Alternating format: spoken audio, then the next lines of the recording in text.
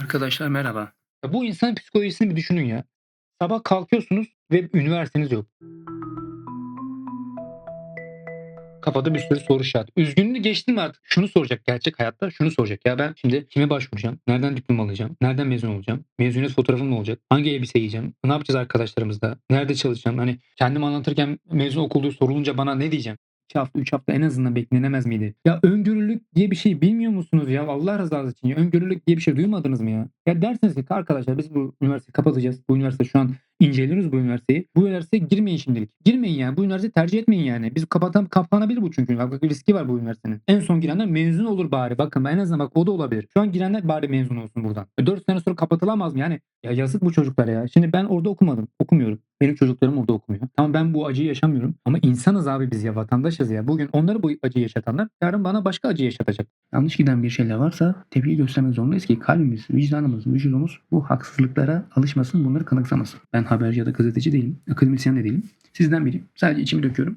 Yazık yani gerçekten çok üzücü. Ya o psikolojiyi farkında mıyız? O insanların psikolojileri. Zaten mezun olamadı ayrı konu da. Hani mezun olsalar, iş hayatına atılsalar bu sefer geçim derdiyle uğraşacaklar. O da ayrı bir konu. Ama adamlar ona bile atılamıyorlar yani. Hani artık bıraktım hani geçinememek için bir hayata da başlayamıyorlar şu an. Çünkü okulları kapatıldı. Belki bir şekilde devam edecekler ama bir şekilde işte devam edecekler. Ama nasıl devam edecekler işte?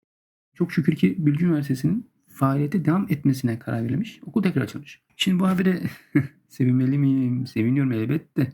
Ama bir yandan da içimdeki o öfkeyi, siniri de bastıramıyorum. Nasıl sinirlenmeyeyim ki abi? Düşünsenize bir tek kararla koskoca okulu kapatıyorsunuz. Sonra bir şeyler dönüyor. Hiçbir şey olmamış gibi tekrar açıyorsunuz. Tabii bu olay bizim madalyonun sadece ön yüzünde gördüğümüz kısım. Okul kapatılıyor. Sonra hop diye geri açılıyor. Ama gelin bu resmi bir de tersten okuyalım. Bir kapatma kararı veriyorsunuz. Sonra benim tahminimce ki bunlar tamamen benim şahsi yorumumdur. Öğrencilerden, ailelerden gelen tepkiler çığ gibi büyüyor. O günün sonunda öyle bir tepki alınıyor ki 2 gün sonra okul apar topar yeniden açılıyor. Demek ki doğru ve etkili tepki verilince bu ülkede hala bir şeyler değişebiliyor. Yani aslında halkın elinde hala muazzam bir güç var. Bu işte tam olarak bunun derdindeyim. Etkili bir tepki verildi ve okul çok şükür yeniden açıldı. En azından bu seneki kardeşlerimiz mezuniyet elbisesini terzide bırakmak zorunda kalmayacak. Buna sevmeliyiz. Ama durun. Resmin arkasına bakınca benim tahminim ne biliyor musunuz? Büyük ihtimal ilerleyen süreçte bu okulu yine kapatacaklar. Çünkü durup dururken bu kadar büyük bir karardan tamamen vazgeçmezler.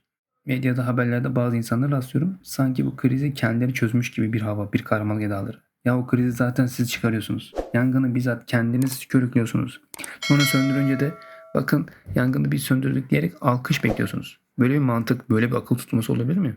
Bizim odumuz kırılmasın da kimin kırılsın? Biz nereye gelelim, nasıl toplanalım koskoca ülkede?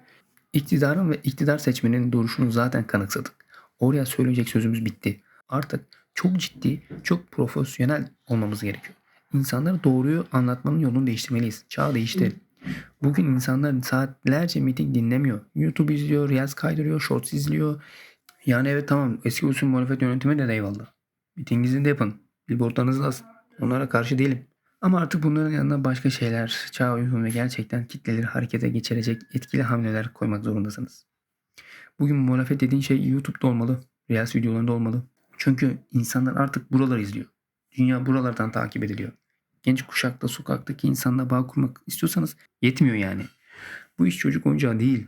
Hak buralarda gücünü gösteriyorsa siz de o gücü arkaya alıp ciddi, akıllı ve vizyoner siyaset yapacaksınız. Yoksa meydanı boş bırakmaya devam edersiniz. Olmaz olmaz denilen şeyler oluyor. Onu demek istiyorum. Bakın yani bu tablo çok kötü bir tablo. Ben o insanların yerine kendimi koyuyorum. Çok kötü bir şey ya. Çok çok kötü bir şey yani. Tepedekiler artık bu krizi doğru analiz etsinler. Kriz varsa çözüm de var abi. Bu ülke çözümsüz değil, çaresiz değil. Yeter ki o vizyoner çözümleri uygulayacak cesaretiniz olsun.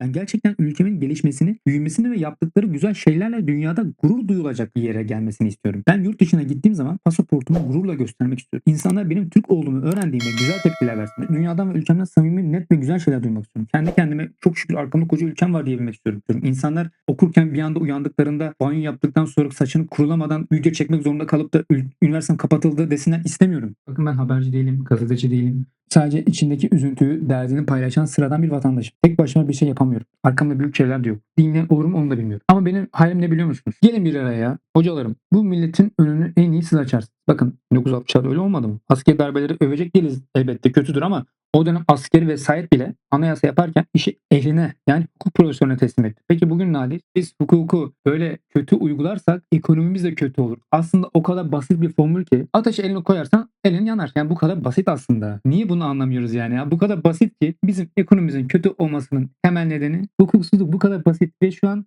hukuksuzluk artarak devam ediyor. Yani dostlar, lafın kısası, önümüzde krizler olabilir ama her krizin arkasında akıllıca pratik çözümler de var. Yeter ki biz bu çözümlere odaklanalım. Bu doğru adımlarla hak ettiğimiz o yalın başarıya ulaşalım. Ben inanıyorum, umarım ileride her şey çok daha güzel olacak. Sadece biraz sabretmek lazım. Bu süreçte sevgiyi, umudu elden asla bırakmamak ve ne olursa olsun morali bozmamak gerekiyor. Tabi bazen insan bozmadan edemiyor ama işte toparlanıp yola devam etmek gerekiyor, onu söyleyeyim.